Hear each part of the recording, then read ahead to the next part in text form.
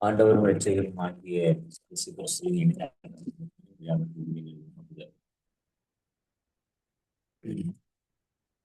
Actually யோசுவாவை ஆரம்பிக்கணும்னு நினைச்சேன். யோசுவா நோட்ஸ் கொஞ்சம் டேட்டா கிடைக்கும்னு நினைக்கிறேன். ஆஃபீஸ்ல இங்கே இருக்குது. இன்னைக்கு அது நாளைக்கு எடுத்துருவோம். அதனால அது வரைக்கும் நீதிமொழிகள் நடத்தலாமான்னு யோசிச்சேன். நீதிமொழிகள் குறித்து நம்ம நிறைய படிக்கலாம். காரணம், எங்களுடைய ஓராண்டு வேதாகமத்தில் நீதிமொழிகளை மட்டும் ஒரு வருஷத்துக்கு படிக்கிற மாதிரி செலக்ட் பண்ணி கொடுத்துருக்கிறேன். சங்கீதத்தை 2 முறை படிக்கிற மாதிரி செலக்ட் பண்ணி கொடுத்துருக்குறோம். நீதிமொழிகளை 31 அதிகாரத்தை நீதிமொழிகள் 31 அதிகாரத்தை 1 இயர் படிக்கிற மாதிரி. ஆனா சங்கீதம் 150 இருக்கு, அது 2 முறை படிக்கிற மாதிரி. இப்படி பிளான் பண்ணி நான் கொடுத்துருக்குறேன் என்னுடைய ஓராண்டு வேதாகமத்துல.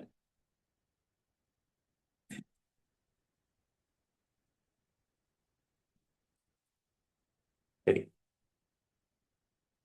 இப்போ இன்னைக்கு நம்ம என்ன பார்க்க போறோம் அப்படின்னா, நீதிமொழிகள் அந்த ஸ்ட்ரக்சர், அவுட்லைன் அதெல்லாம் எடுத்தோம்னா அது வேற லெவல்ல போயிடும். அது அந்த அவுட்லைன் ஸ்ட்ரக்சர்லாம் இருக்கு பார்த்தீங்களா, அதெல்லாம் படிக்கணும் அப்படின்னா அது ரொம்ப டீப்பா போகும். அதனால நான் என்ன செய்யறேன் அப்படின்னா, கொஞ்சமா நான் டேரக்டா சாப்டர்ல இருந்து வந்துடுறேன். ஏன்னா ப்ரிஃபிக்ஸ் போயாச்சுன்னா அப்படி அந்த ப்ரீஃபேஸ் போயாச்சுன்னா ரொம்ப டெப்தா இருக்கும்.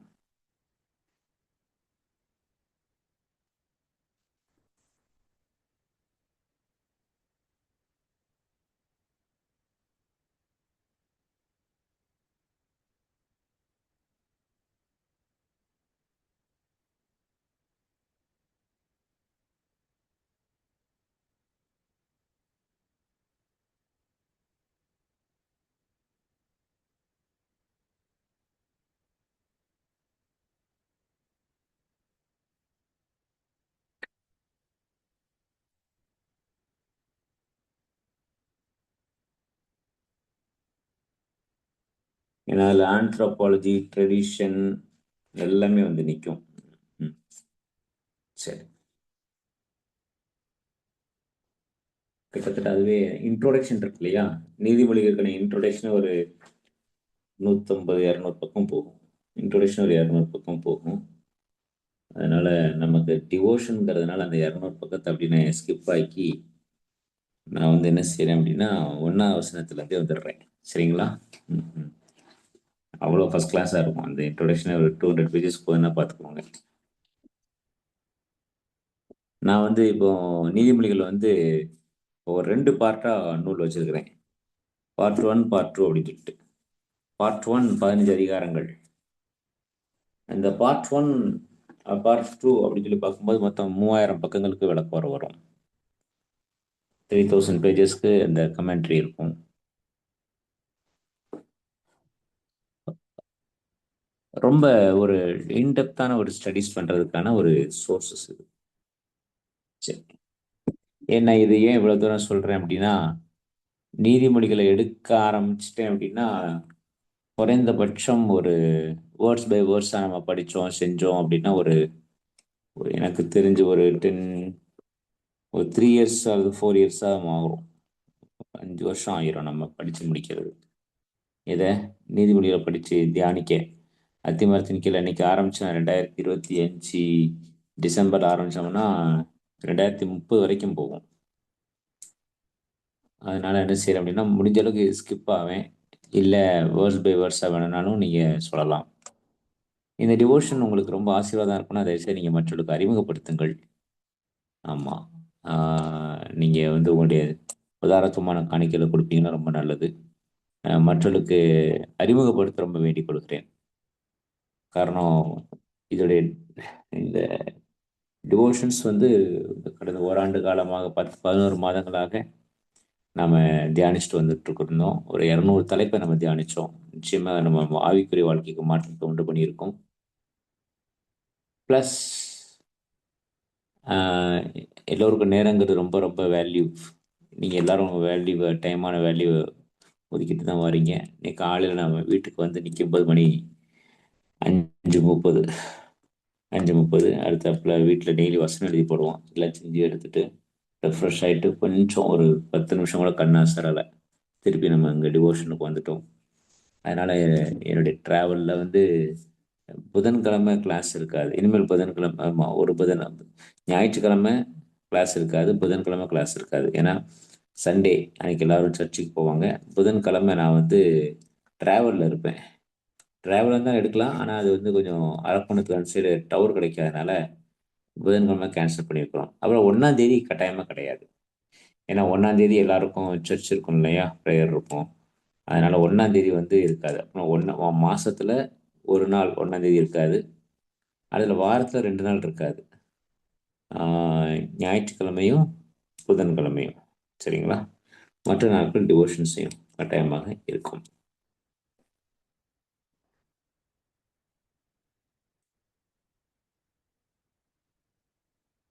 இந்த நீதிமொழிகளை நம்ம தொடங்குவோம். இந்த நீதிமொழிகள் 1ஆம் அதிகாரம் 1ஆம் வசனம். இதை 2-3 வகையா பிரிச்சு படிக்கலாம். நான் என்ன செய்றேன் அப்படின்னா 2 டைப்ல நடத்துறேன்.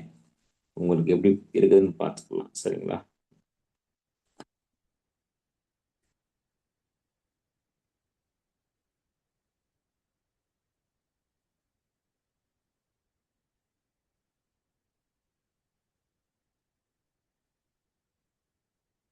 ஒன்னாம் அதிகாரம் 1 முதல் 9 வசனங்கள். 1ஆம் அதிகாரம் 1 முதல் 9 வசனங்கள்.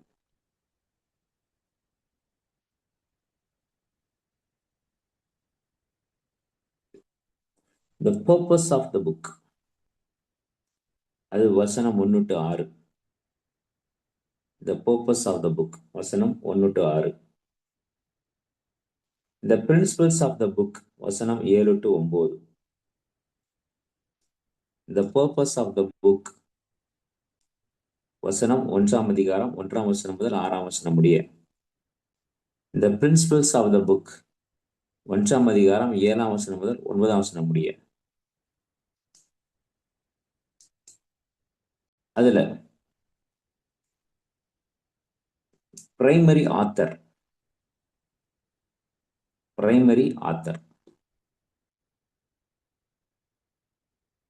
இப்போ நான் 2 ரோமன் லெட்டர் சொல்லியிருக்கிறேன். Roman letter 1, purpose of the book, வசனம் 1 முதல் 6.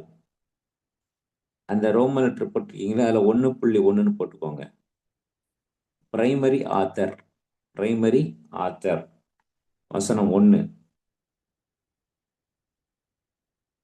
அடுத்ததுல 1.2ல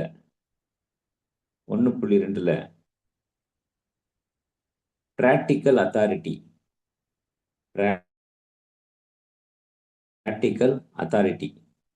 வசனம் 2-6.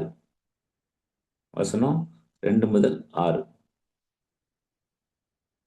இப்போ இந்த 1.2 போட்டிருக்கீங்க இல்லையா, அதுக்கு கீழே 1.2.1ன்னு போட்டுக்கோங்க.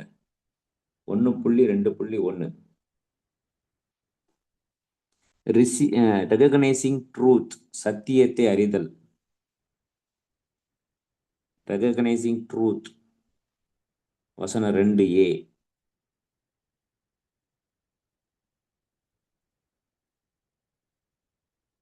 அதுல 1.2.2.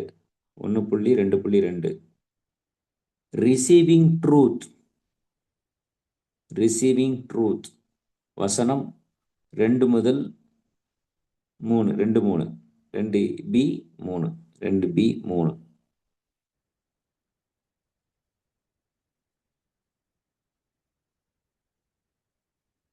சரி, இப்போ 1.2.3. 1.2.3. Relying truth, RELAYING. Relying truth வசனம் 4-5.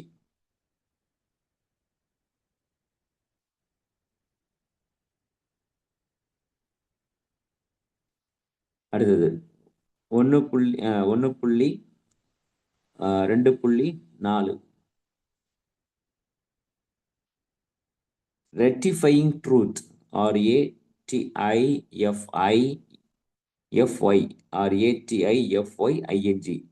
Rectifying truth. 1:6.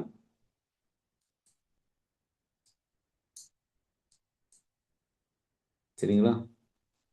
இந்த பர்பஸ் ஆஃப் த புக் வசனம் 1:1-6. அதனால் இப்படி பிரிச்சிட்டேன். இப்போ Roman letter 2 principles of the book. அதில் 2.1 reverence for God. REVERENCE reverence for God. வசனம் 7. 2.2 respect for authority. Respect for authority. Respect for authority. வசனம் 8-9. அதுக்குள்ளேயும் பிரிச்சுக்கோங்க. அதுக்குள்ளேயும் பிரிங்க.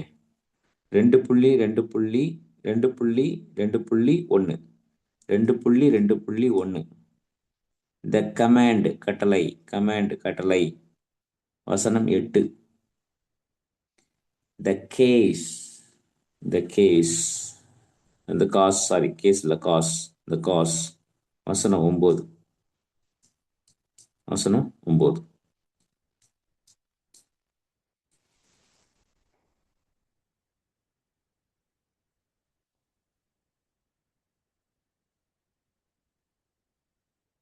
நோட்ஸ் எடுப்பீங்க நான் நினைக்கிறேன், விசுவாசிக்கிறேன். சரிங்களா?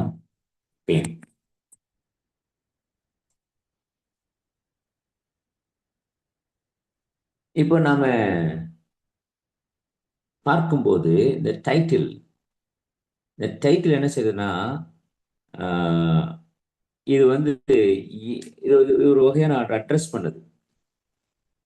அப்போ வசனம் 1 டைட்டில், வசனம் 2-6 வந்து அதை வந்து அட்ரஸ் பண்றாங்க. சரிங்களா? அடுத்த வசனம் 7. அப்போ அந்த ஒரிஜினல் டைட்டில் நம்ம பார்க்கும்போது இது யார் எழுதுனா அப்படிங்கிறது நமக்கு தெரியும். கலெக்ஷன்ஸ், தொகுப்புகள் நிறைய பார்க்க முடியும். அப்போ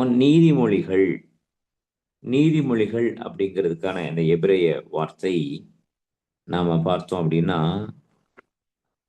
அதுக்கு வந்து மஷ்லே அந்த அந்த வார்த்தை தான் பயன்படுத்துவாங்க. இப்போ இந்த நீதிமொழிகளுடைய விசேஷம், தேவனுடைய வார்த்தைகள் தெளிவாக இருக்க வேண்டும். அப்போ இது எப்ப எழுதினாரு, என்ன செஞ்சாரு, அந்த டைலாக்லாம் நமக்கு இப்போதைக்கு வேண்டாம். ஆனால் இதோடைய ஆத்தர் யார் என்று சொல்லி பார்த்தோம் அப்படின்னா, சாலமோன் தான் இதோடைய ஆத்தரா என்ன செய்றாரு, காணப்படுகிறார். சாலமோன் தான் இதோடைய ஆத்தராக என்ன செய்றார், இருக்கிறார். அதனாலதான் சாலமோன் வந்து என்ன அப்படின்னா, சாலமோன் யார் அப்படின்னா, Solomon was the last king of united Israel. குறிச்சுக்கோங்க. சாலமோன் வந்து என்ன அப்படின்னா, ஐக்கிய அரசுன்னு சொல்றாங்க இல்லையா, ஐக்கிய அரசு 3 தலைமுறைக்கு கூட வரல பாருங்க. அந்த ஐக்கிய அரசுல முதல் ராஜா சவுல். யுனைடெட் நேஷன்ஸ் சொல்றாங்களே, யுனைடெட் கிங்டம் சொல்லுவாங்க. நம்ம யூகேக்கு பேர் யுனைடெட் கிங்டம் இருக்கு இல்லையா, அதே மாதிரிதான் யுனைடெட் கிங்டம். அப்போ இந்த யுனைடெட் கிங்டம்ல வந்து ஐக்கிய அரசும்பாங்க. ஐக்கிய அரசு. அந்த ஐக்கிய அரசினுடைய கடைசி அரசர் யார் அப்படின்னா சாலமோன். அப்போ அவருடைய அவை எப்படி இருந்ததென்றால், நீதிமொழிகளால் நிரப்பப்பட்ட ஒரு அவை. ஒரு ஞானியினுடைய வார்த்தைகள், ஒரு இஸ்ராயல் மக்களுடைய மனித வாழ்க்கைகள், உலகளாவிய பார்வை. சரிங்களா? இது எல்லாமே காணப்படுகிறது.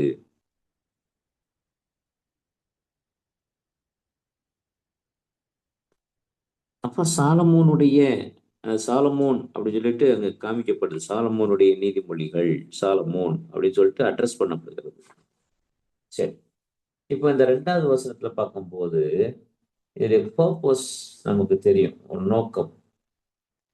என்ன நோக்கம் அப்படின்னா, ஞானவானாக நாம் மாற வேண்டும்.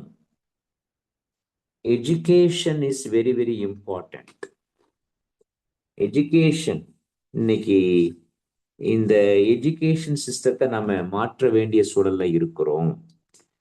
இன்றைக்கு கிறிஸ்தவத்தை மீண்டுமான ஒரு ஒரு எஜுகேஷன் சிஸ்டத்துக்கு நாம் கொண்டு போகாவிட்டால் எப்படி காணப்படுவோம் என்றால், இளைஞர்களை இழந்த நிலையிலே காணப்படுவோம்.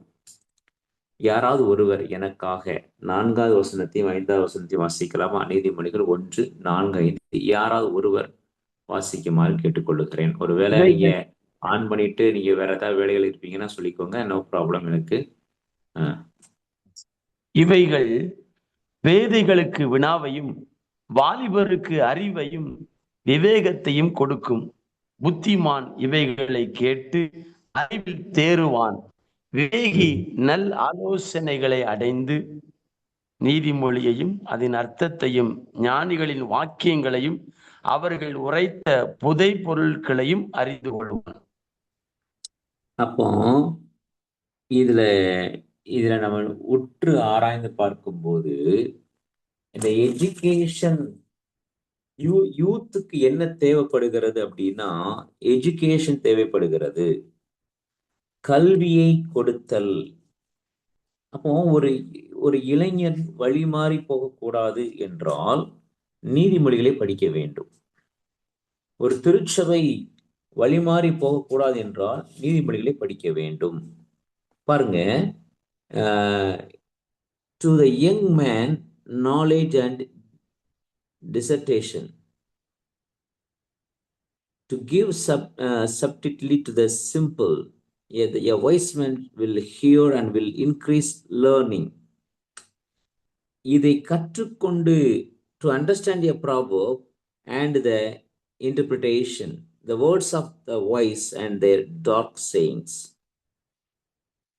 இளைஞர்களுக்கு சாரி இளைஞர்களுக்கு வழிகாட்டுகிறதான ஒரு நூல்.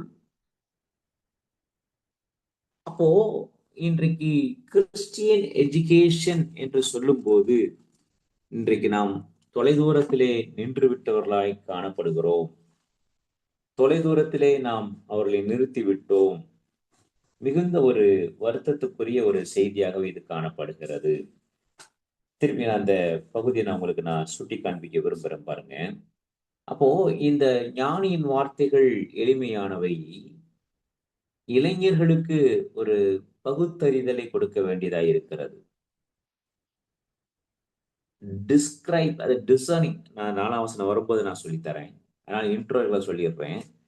அந்த திருப்பி அந்த வார்த்தையை 4ஆம் வசனத்துல அந்த இளைஞருக்கு அந்த வார்த்தையை வாசிங்க. 4ஆம் வசனத்துல இவைகள் பேதைகளுக்கு வினாவையும் வாலிபருக்கு அறிவையும் விவேகத்தையும் கொடுக்கும். இப்போ அந்த வினாவை கொடுக்கும். வினாவை கொடுக்கும். இது எங்கேயே கேள்விப்பட்ட மாதிரி இருக்கா? வினா, இந்த வார்த்தை.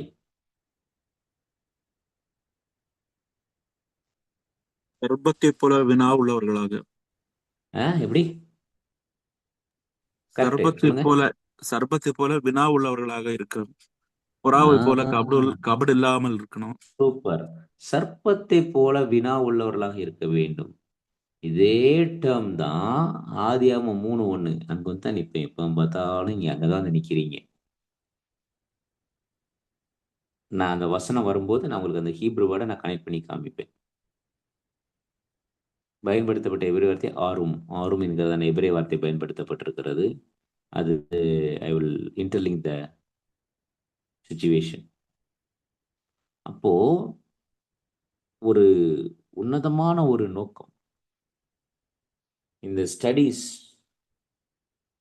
அப்போ நம்ம இன்றைக்கு நாம் எதை முக்கியத்துவப்படுத்தி வைத்திருக்கிறோம்? ஒரு சாதாரணமான ஒரு கெமிஸ்ட்ரிக்கும் பிசிக்ஸுக்கும் பயாலஜிக்கும் மேக்ஸுக்கும் கொடுக்க வேண்டியதன் இம்பார்ட்டன்ட் அன்னைக்கு நம்ம பைபிளுக்கு கொடுக்கவில்லை. We have to give more importance than all other studies. சரிங்களா? அப்போ இந்த இந்த விஷயத்தை தான் அங்க சொல்ல வர்றாரு. என்ன சொல்ல வர்றாருன்னா, பிரைமரி இந்த ஆத்தர் இந்த சாலமோன் சொல்ல வரக்கூடிய விஷயம் தான். அப்ப சாலமோனுடைய ஆரம்ப காலங்கள் இஸ்ராயலுக்கு ஒரு முன்மாதிரியான ஒரு காலங்களாக இருந்தன. தாவீது தன் மகனுக்கு எல்லாவற்றையும் கொடுத்துட்டாரு. நல்லா கவனிங்க. தாவீது இருதயத்திற்கு ஏற்ற தாசன் என்று அழைக்கப்பட்டார். ஆனாலும் அவர் வாழ்க்கையில சில வீழ்ச்சிகள் இருந்தன. சாலமோன் பிறந்தபோது அவன் தன்னுடைய பாவங்களிலிருந்து மனம் திரும்பி விட்டான். அவன் தன்னுடைய வாழ்க்கையை முழுவதுமாக ஆண்டுடைய வார்த்தைக்கு தகுந்த மாதிரி மாற்றி விட்டான். அதனாலதான் நமக்கு சங்கீதங்கள் கொடுக்கப்பட்டிருக்கின்றன. சாலமோன் தன்னுடைய அம்மாவை பார்த்து அவன் வளர்கிறான். அவள் ஞானமுள்ள பெண்.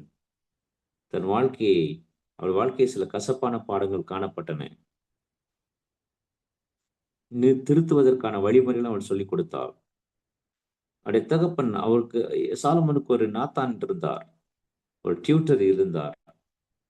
சாலமோன் எல்லாவற்றையும் மனனம் செய்வதற்கு வேதாகமம் இருந்தது. சாலமோன் மிக பெரும் ஆசீர்வாதத்தை உடையவனாய் காணப்பட்டான். அவனுடைய ஆரம்ப கால கல்வி மிக ஆழமானதாக பெற்றோர்களால் பலப்படுத்தப்பட்ட ஒன்றாக காணப்பட்டது. ஆகவே ஆண்டவர் எல்லாவற்றிலும் அவனை ஆசீர்வதித்தார். அவன் எல்லாவற்றிலும் போதிப்பதற்கான அவன் ஆவி அவனுக்குள் காணப்பட்டது.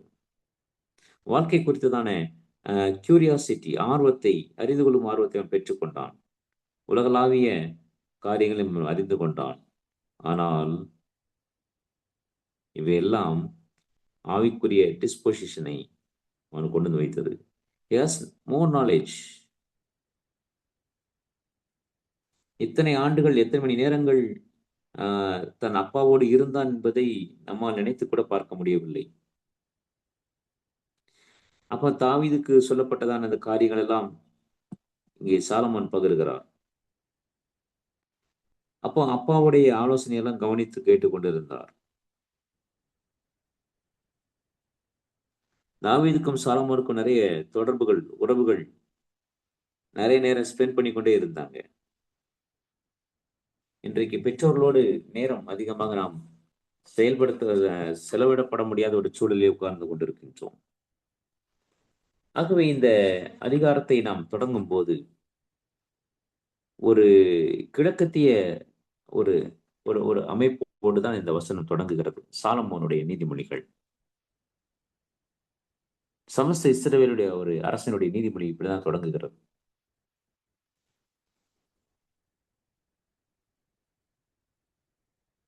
இந்த புத்தகத்தை யாரெல்லாம், இந்த புத்தகத்தினுடைய நோக்கம் 2ஆம் வசனம் முதல் 6ஆம் வசனம் வரைக்கும் ஒரு ஒரு ஒரு நோக்கத்தை அந்த புத்தகத்துல காண்பிக்கப்படுகிறது. நீ இளைஞர்கள் படிக்கலாம். கர்த்தருக்கு இந்த புத்தகம் எப்படி இருக்கும் அப்படின்னா, இந்த ஃபியர் ஆஃப் த லார்ட், கர்த்தருக்கு பயப்படக்கூடியவர்கள் இதை படிப்பார்கள். ஒரு மோட்டிவேஷன், ஒரு பிகினிங். சரிங்களா? சரி. இந்த 5ஆம் வசனத்தை தவிர்த்து குறித்துக் கொள்ளுங்கள். 1ஆம் வசனம்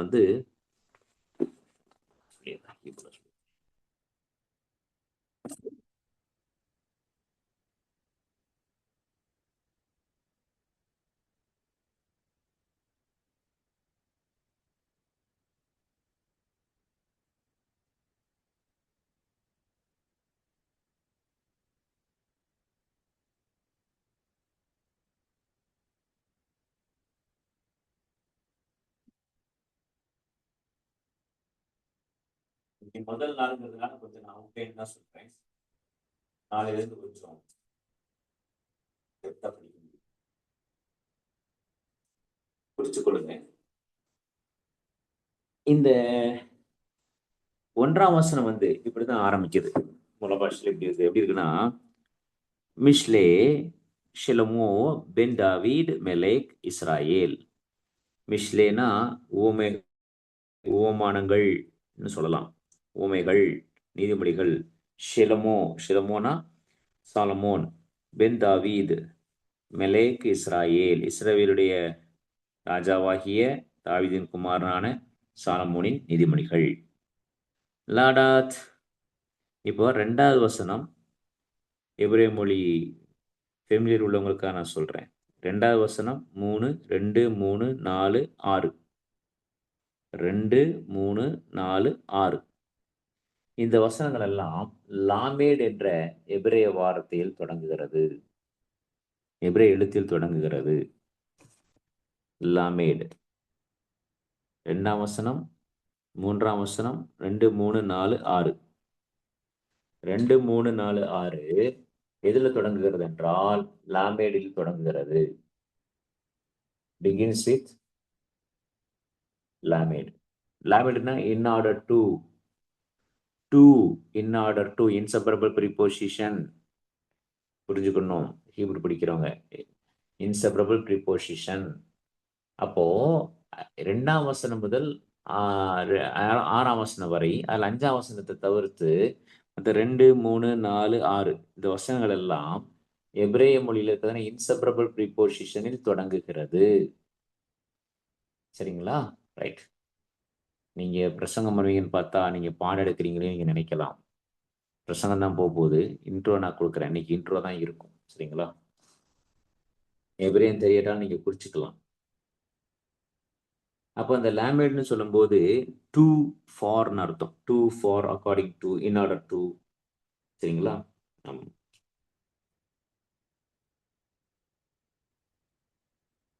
இப்போ வசனம் 2 இவ்விதமே ஆரம்பிக்குது. வாசிக்கலாமா? 2வது வசனத்தை யாராவது ஒருத்தர் வாசிங்க. நான் வாசிக்க சொல்லி தான் நம்ம தியானிக்க போறோம். இது வரைக்கும் நம்ம அப்படி செஞ்சது கிடையாது. ஆனால் இதுல நம்ம செய்வோம். சரிங்களா?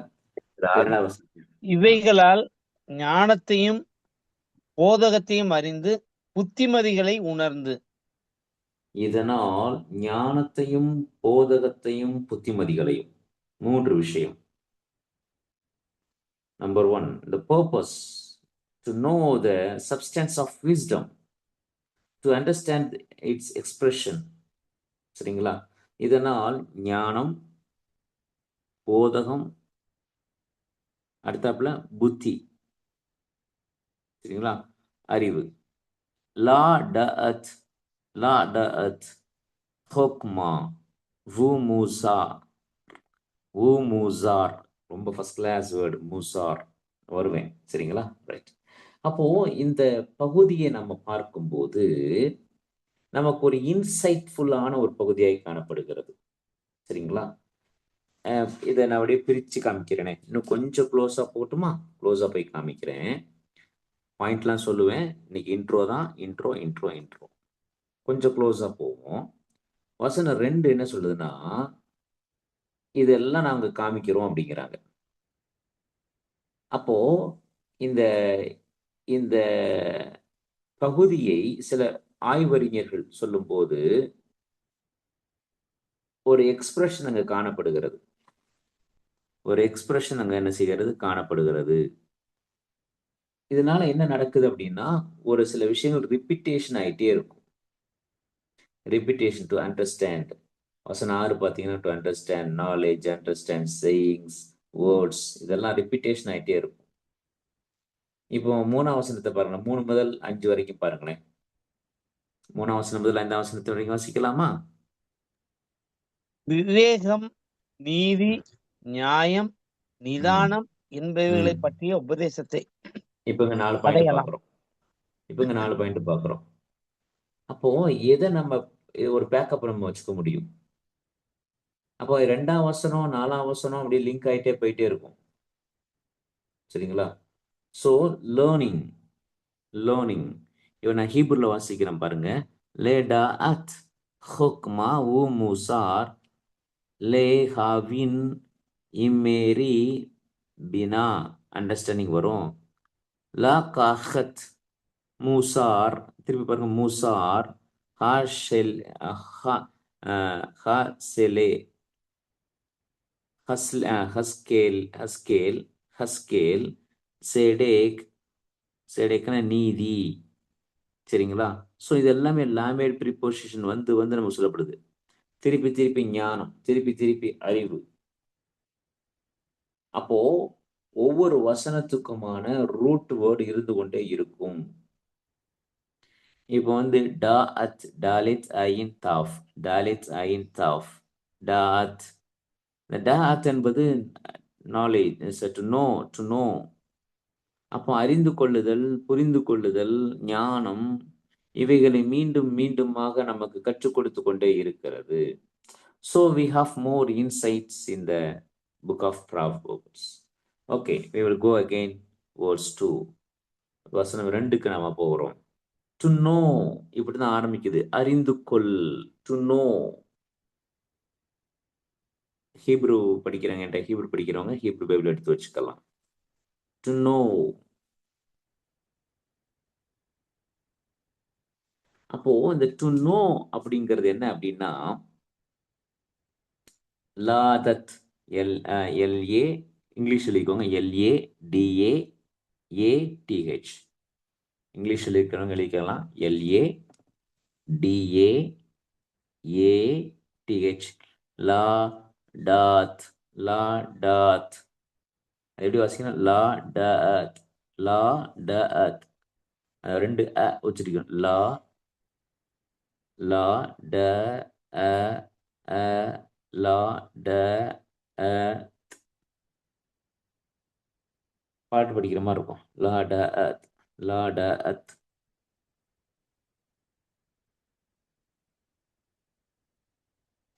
லா டத் அப்படின்னா ஒரு பொருளை குறித்ததான ஒரு உணர்வு, கான்சியஸ். கான்சியஸ். லா ட அத் என்பதனுடைய பொருள் எழுதிக்கோங்க. லா ட அத் என்பதனுடைய பொருள் to become conscious of, to become aware of, observe, perceive, realize, experience.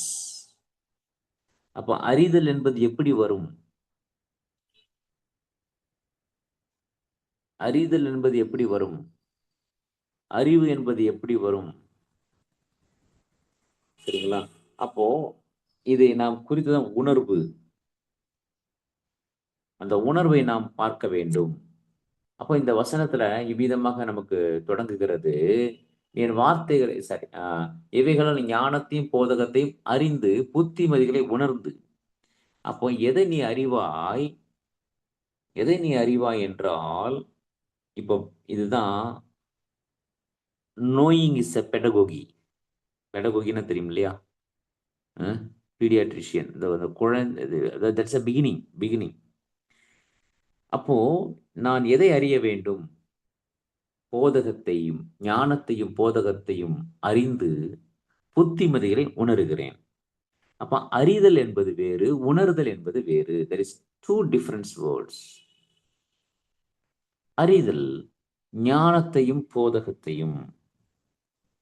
அப்போ இந்த பர்சனல் எக்ஸ்பீரியன்ஸ், இங்க ஹோக்மா, ஞானம். அப்போ ஞானம் என்கிறதான அந்த வார்த்தையோடு இங்கே ஒரு வார்த்தை இணைக்கப்படுகிறது. சரிதானா? அதாவது ஐயோ, இது எப்படி தமிழ்ல சொல்ல போறேன்னு தெரியலையே. சச் a beautiful லேடா அத் ஹோக்மா. இந்த ஹோக்மா அடுத்தப்புல மூசார், எம்யூ எழுதிக்கோங்க, எம்யூ. நான் சொல்ற இந்த வேர்ட்ல ரொம்ப முக்கியம். முதல்ல எழுதிக்கோங்க ஞானம், சிஹெச்ஓ சிஹெச்ஓ கே, ஹோக், ஹோக், ஹோக், எம்ஏஹெச். ஒரு ஹைஃபன் போட்டு எம்ஏஹெச்னு போட்டுக்கோங்க. அப்பதான் உங்களுக்கு வாசிக்க முடியும். சிஹெச்ஓ கே, ஹோக், ஒரு ஹைஃபன் போட்டுக்கோங்க. எம்ஏஹெச், மா. இது ஞானம் என்பதற்கு எபிரேய வார்த்தை தான் ஹோக் மா. ஞானம் என்பதற்கு எபிரேய வார்த்தை ஹோக் மா. சரிங்களா? ரைட். அடுத்தாப்புல வந்து எம்யூ எஸ்ஏஆர், மூசார். எம்யூ எஸ்ஏஆர், மூசார். மூசார் அப்படின்னா சேஸ்னிங் லெசன், கண்டித்து உணர்த்தும் பாடங்கள். இன்ஸ்ட்ரக்ஷன், அறிவுரை. போதகம். சரிங்களா? அப்ப அறிவுரை, போதகம். இந்த போதகம் எப்படி இருக்கும்னா கண்டித்து உணர்த்துதல், இன்ஸ்ட்ரக்ஷன். இன்ஸ்ட்ரக்ஷன் மீன்ஸ் லிட்டரலி சர்சனிங் லெசன். சர்சனிங் லெசன் அதாவது ஒரு கண்டிப்பான ஒரு உணர்த்தல் இருக்கும் இல்லையா? சரி.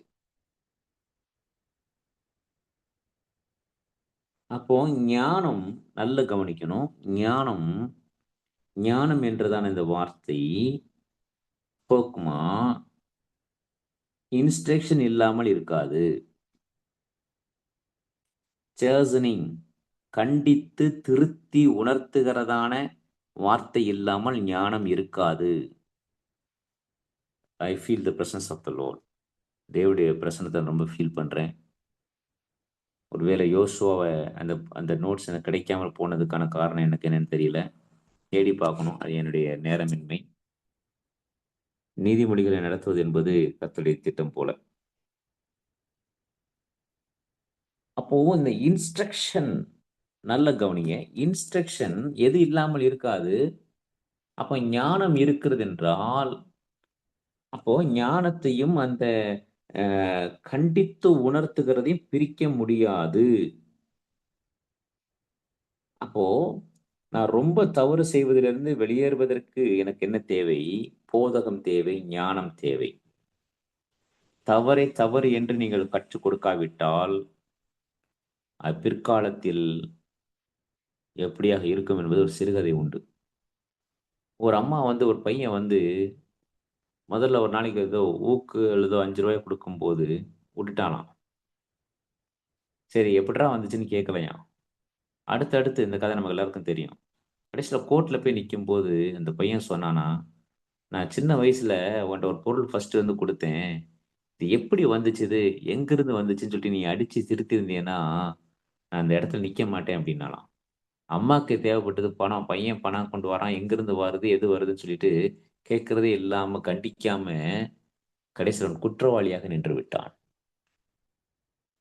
இந்த காலை நேரத்தில் தேவன் அப்போ நாம as a it's very difficult life. ஆனால் நான் இத டிஃபிகல்ட் லைஃப் நம்ம சொல்லி ஒதுக்கிடக்கூடாது. காம்ப்ரமைஸ் ஆயிறக்கூடாது. இன்னைக்கு காணிக்கை குடுக்குறாங்க அப்டின்னா, "பிரதர் உங்களுடைய உழைப்புல இருந்து தான் வருதா?" அப்படின்னு கேட்கறதுக்கான அதிகாரம் நம்மட்ட இருக்கா? எப்படி உழைத்தீர்கள்? கர்த்தர் உங்களுடைய கையின் பிரயாசத்தை ஆசீர்வதிப்பார். தவறான பாதையில வரலைல்ல?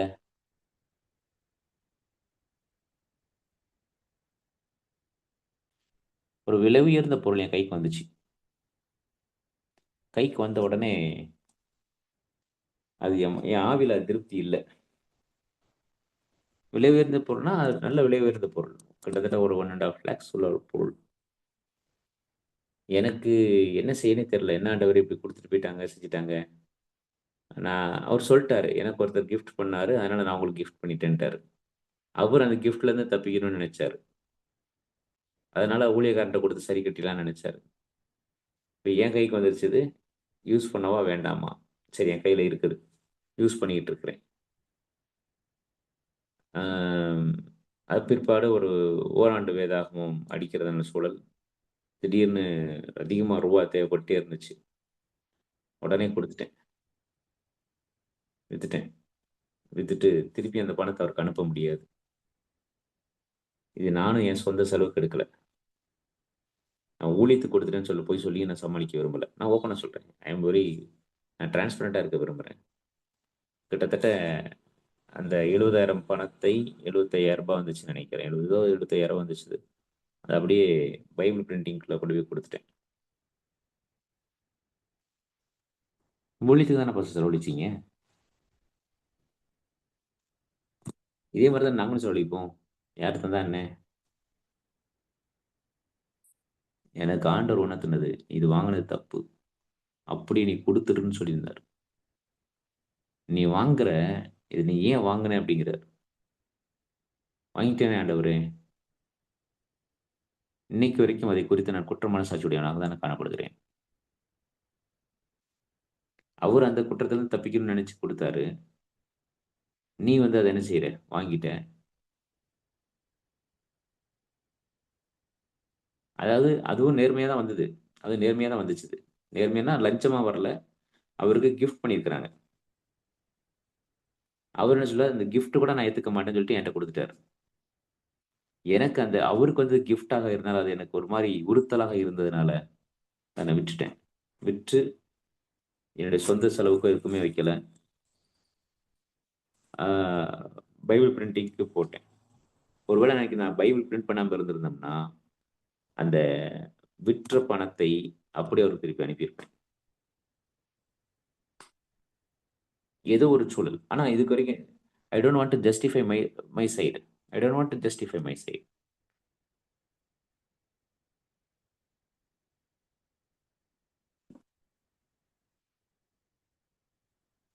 என்னடா டேவிஸ் இப்படி பேசுறான்னு நீங்க நினைக்கலாம். அதை பத்தி எனக்கு கவலை இல்லை. But I want to be frank. I want to be transparent. அப்போ கண்டித்து உணர்த்துதல், திருச்சபையிலே கண்டித்து உணர்த்தக்கூடியதான தன்மை. என்னுடைய 28 ஆண்டு கால ஊழியத்துல அதை ஒரு தப்பு நான் பண்ணியிருக்கேன். அன்னைக்கு அவர் வச்சுட்டு போயிட்டாரு. இல்லைன்னா நான் திருப்பி கொடுத்துருப்பேன். வேணாம்ன்றதை நீங்களே வச்சுக்கோங்கன்ற.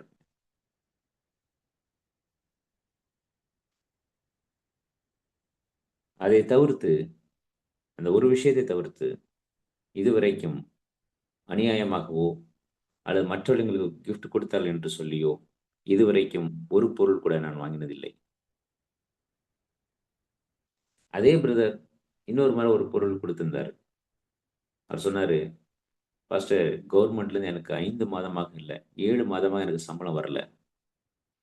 ஆவியானவர் உங்களுக்கு இந்த பொருளை கொடுக்க சொல்றா ஏவினாரு அப்படின்னு சொல்லிட்டு எனக்கு ரொம்ப கஷ்டம் தான். 7 மாசம் கிட்டத்தட்ட எனக்கு சேலரியே வரல. Very higher position. என்னைய நிப்பாட்டி வச்சுட்டாங்க. என்ன வெயிட்டிங் லிஸ்ட்ல வச்சிருக்கிறாங்க, காத்திருப்பு பட்டியல்.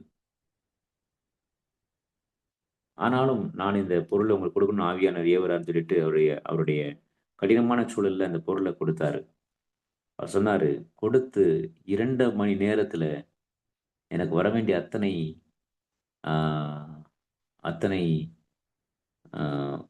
பேலன்சஸ் எனக்கு வந்துருச்சு அப்படின்னாரு. எனக்கு சந்தோஷமா இருந்துச்சு. ஆனா அதே நபர் இன்னொரு பொருளை கொடுக்கும்போது என் மனம் அலசடிப்பட ஆரம்பித்தது. இன்னைக்கு வரைக்கும் அதில் எனக்கு ஒரு சமாதானம் இல்லை. நான் அந்த பொருளை யூஸ் பண்ணவே இல்லை.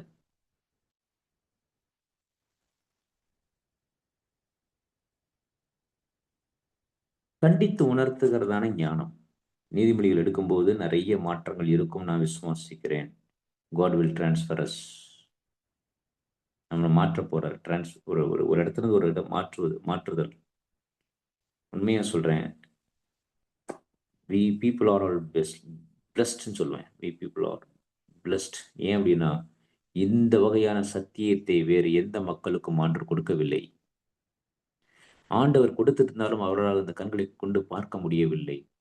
எத்தனையோ லட்சக்கணக்கான கோடிக்கணக்கான கிறிஸ்தவர்கள் தமிழ்நாட்டில் பார்த்தாங்கன்னா ஒரு 5 கோடி கிறிஸ்தவங்க இருப்பாங்களா, அல்ல 10 கோடி கிறிஸ்தவங்க இருப்பாங்களா? 10 கோடி கிறிஸ்தவர்களுக்கும் நீதிமொழிகள் கொடுக்கப்பட்டிருக்கிறது. ஆனால் ஒரு 30 பேர்கள் தான் உட்கார்ந்து ஆராய்ச்சி பண்ணுகிறோம், அல்லது 32 பேர் உட்கார்ந்து ஆராய்ச்சி பண்ணுகிறோம்.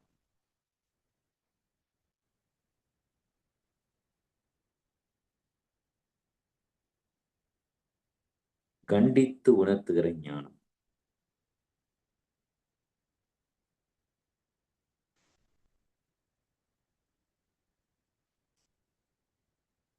என்னையோடு இதை நிறுத்துகிறேன். மணி 7:15 ஆயிடுச்சுது. நாளையிலிருந்து நாம் தொடரப்போகிறோம். நிதானமாய் கற்றுக்கொள்வோம். நாம் தேவ சமூகத்தில் போய் நிற்கும்போது அந்த இளைஞன், அம்மா நான் ஒரு பின்னு கொண்டு வந்த போதே நீ என்னை கண்டிச்சிருந்திருப்பேன்னா, இந்த பொருளை ஃபர்ஸ்ட் வரும்போது இந்த பொருள் எங்க இருந்துடா வந்துன்னு சொல்லி நீ கண்டிச்சிருந்திருப்பேனா, நான் குற்றவாளி கூண்டில் இருக்க மாட்டேனே. அந்த வாரனே குற்றவாளி கூண்டில் இருக்க மாட்டேனே அப்படின்னு அந்த இளைஞன் சொன்னது போல நம்மளை குறித்து யாரும் சொல்லிவிடக்கூடாது. மாஸ்டர், பிரதர், அண்ணே, நீங்க என்னை கண்டிச்சிருந்திருப்பீங்கன்னா நியாயத்திருப்பு நாள்ல நம்மள்ட்ட நீங்க அன்னைக்கு கண்டிச்சிருந்திருப்பீங்கன்னா அப்படி நின்றுக்க மாட்டேனே, அப்படி நரகத்துக்கு போயிட மாட்டேனே அப்ப நான் நரகத்துக்கு போறதுக்கு நீங்களும் ஒரு காரணம் ஆயிட்டீங்களே என்று சொல்லி நம்மளை குறித்து விரல் நீட்டி விடக்கூடாது. அதனால கேட்கறாங்க இல்ல, சொல்ல வேண்டியதுடைய கடமை, திருத்த வேண்டியதுடைய கடமையா இருக்கிறது. இந்த ஞானம் கண்டித்து உணர்த்தும் ஞானம். அப்படி கண்டித்து உணர்த்தல அப்படின்னா வேசியின் பிள்ளைகளாக மாறிவிடுவோம். இது நான் சொல்லல, எபிரேயருக்கு ஆக்கியோன்னு சொல்லுகிறான். ஆகவே நாம் வேசியின் பிள்ளைகளாக மாறிவிடக்கூடாது, நரகத்தினுடைய பிள்ளைகளாக மாறிவிடக்கூடாது என்பதற்காக நீதிமொழிகளை நாம் படிக்க இருக்கிறோம். கர்த்தர் தான் நம்மை ஆசீர்வதிப்பாராம். ஆமென். இந்த நீதிமொழிகள் குறித்து படிக்கிறதுனால இந்த வாழ்க்கை ஆசீர்வதிக்கப்படட்டும். நம்முடைய தனிப்பட்ட ஜீவியம் அல்ல, ஒரே ஜீவியம் தான். ஆவிக்குரிய வாழ்க்கை, ஆவிக்குரிய இல்லாத வாழ்க்கையெல்லாம் சொல்ல மாட்டேன். ஒரே வாழ்க்கை. இந்த வாழ்க்கையை ஆவிக்குரியதாக மாறுமானால் தேவன் நம்மில் பிரியப்படுகிற தேவனாயிருப்பார். அதுதான் நம்மை ஆசீர்வதிப்பார்.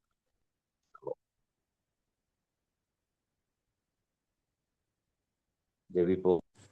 நல்ல பிதாவே, நன்றியோடு துதிக்கிறோம். ஆசீர்வதிக்கப்பட்டதான இந்த நல்ல காலை வேலைக்காக நன்றி.